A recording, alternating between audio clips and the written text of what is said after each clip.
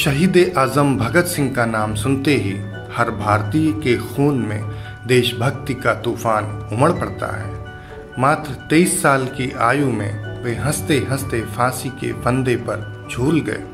उन्होंने न सिर्फ स्वयं को देश की खातिर बलिदान कर दिया, वरन हमें यह भी बताया कि उनके लिए देश और आज़ादी के मायने क्या हैं।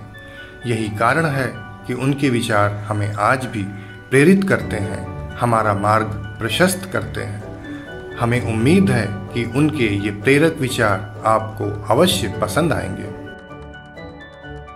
दिल से निकलेगी ना मरकर भी वतन की उल्फत, मेरी मिट्टी से भी खुशबू ए वतन आएगी।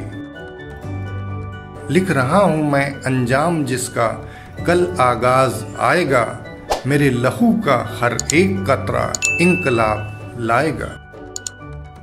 मेरे सीने में जो भी जख्म हैं वो सब तो फूलों के गुच्छे हैं, हमें तो पागल ही रहने दो, हम पागल बनकर ही अच्छे हैं।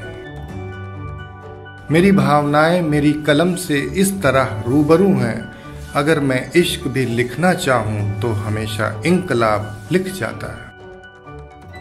मेरा जीवन एक महान लक्ष्य के प्रति समर्पित है, देश की आज़ादी। दुनिया की अन्य कोई आकर्षक वस्तु मुझे नहीं लुभा सकती। क्रांतिकारी सोच के दो आवश्यक लक्षण हैं, बेरहम निंदा तथा स्वतंत्र सोच। महान साम्राज्य ध्वंस हो जाते हैं, पर विचार हमेशा जिंदा रहते हैं। बम और पिस्तौल से क्रांति नहीं आती, क्रांति की तलवार विचारों की शान पर तेज होती है। यदि बहरों को सुनाना है तो आवाज को बहुत जोरदार होना होगा। जब हमने बम गिराया तो हमारा ध्येय किसी को मारना नहीं था, हमने अंग्रेजी हुकूमत पर बम गिराया था। अंग्रेजों को भारत छोड़ना चाहिए और उसे आज़ाद करना चाहिए। मैं एक इंसान हूँ और जो भी चीज़ें इंसानियत पर प्रभाव डालती हैं मुझे उनसे फर्क पड़ता है। क्या तुम्हें पता है कि दुनिया में सबसे बड़ा पाप गरीब होना है? गरीबी एक अभिशाप है, यह एक सजा है। जिंदा रहना हर किसी की कुदरती ख्वाहिश है, जिसे मैं भी नहीं छिपाना चाहता, लेकिन कैद होने की शर्त पर मैं जिंदा भी नहीं रहना चाहता। कोई भी व्यक्ति जो जीवन में आगे बढ़ने के लिए तैयार खड़ा हो, उसे हर एक रूढ़िवादी चीज की आलोचना करनी होगी, उसमें अविश्वास करना होगा और चुनौती भी देना होगा। किसी भी इंसान को मारना आसान है, परंतु उसके विचारों को नहीं। महान साम्राज्य टूट जाते हैं, तबाह हो जाते हैं, जबकि उनके विचार बच जाते हैं। कानून की पवित्रता तभी तक बनी रह सकती है जब तक वह लोगों की इच्छा की अभिव्यक्ति करे। बम फेंकना न सिर्फ व्यर्थ है, अपितु बहुत बार हानिकारक भी है। उसकी आवश्यकता किन्हीं विशेष परिस्थितियों में ही पड़ती है। हमारा मुख्य लक्ष्य मजदूर और किसानों का संगठन होना चाहिए। जिंदगी तो सिर्फ अपने कंधों पर जी जाती है, दूसरों के कंधे पर तो सिर्फ जनाजे उठाए जाते हैं। मनुष्य तभी कुछ करता है जब उसे अपने कार्य का उचित होना सुनिश्चित होता है, जैसा कि हम विधानसभा में बम गिराते समय थे।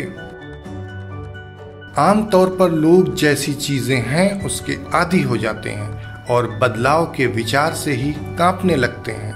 हमें इसी निष्क्रियता की भावना को क्रांतिकारी भावना से बदलने की जरूरत है। मैं इस बात पर जोर देता हूं कि मैं महत्वाकांक्षा, आशा और जीवन के प्रति आकर्षण से भरा हुआ हूं, पर मैं जरूरत पड़ने पर यह सब त्याग सकता हूं और वही सच्चा बलिदान है। अहिंसा को आत्मबल के सिद्धांत का समर्थन प्राप्त है, जिसमें अंततः प्रतिद्वंदी पर जीत की आशा में कष्ट सहा जाता है। लेकिन तब क्या हो जब ये प्रयास अपना लक्ष्य प्राप्त करने में असफल हो जाए, तभी हमें आत्मबल को शारीरिक बल से जोड़ने की जरूरत पड़ती है। ताकि हम अत्याचारी और क्रूर दुश्मन के रहमो करम पर निर्भर न रहें। हम नौजवानों को बम और पिस्तौल उठाने की सलाह नहीं दे सकते। विद्यार्थियों के लिए और भी महत्वपूर्ण काम हैं। राष्ट्रीय इतिहास के नाजुक समय में नौजवानों पर बहुत बड़े दायित्व का भार है। हम यह कहना चाहते हैं कि युद्ध छिड़ा हुआ है और यह लड़ाई तब तक चलती रहेगी जब तक कि शक्तिशाली व्यक्तियों ने भारतीय जनता और श्रमिकों की आय के साधनों पर अपना एकाधिकार कर रखा है, चाहे ऐसे व्यक्ति अंग्रेज पूंजीपति हों या अंग्रेजी शासक या सर्वथा भारतीय ही हों। उन्होंने आपस में मिलकर एक लूट जारी रखी हुई है। यदि आप 16 आने के लिए लड़ रहे हैं और एक आना मिल जाता है तो वह एक आना जेब में डालकर बाकी 15 आने के लिए फिर जंग छेड़ दीजिए। हिंदुस्तान के मॉडरेटों की जिस बात से हमें नफरत है वह यही है कि उनका आदर्श कुछ नहीं है। वे एक आने के लिए ही लड़ते हैं और उन्हें मिलता कुछ भी नहीं। आज मेरी कमजोरियां लोगों के सामने नहीं हैं।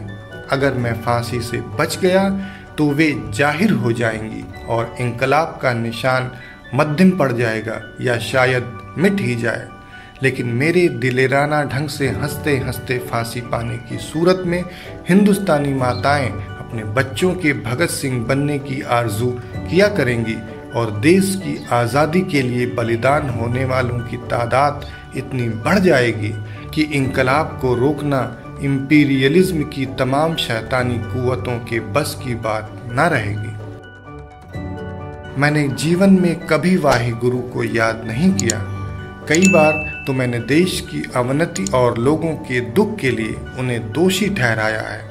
अब जब मौत मेरे सामने खड़ी है, वाहिगुरु की अरदास करूं तो वह कहेगा कि मैं बहुत डरपोक हूं और बेईमान आदमी हूं।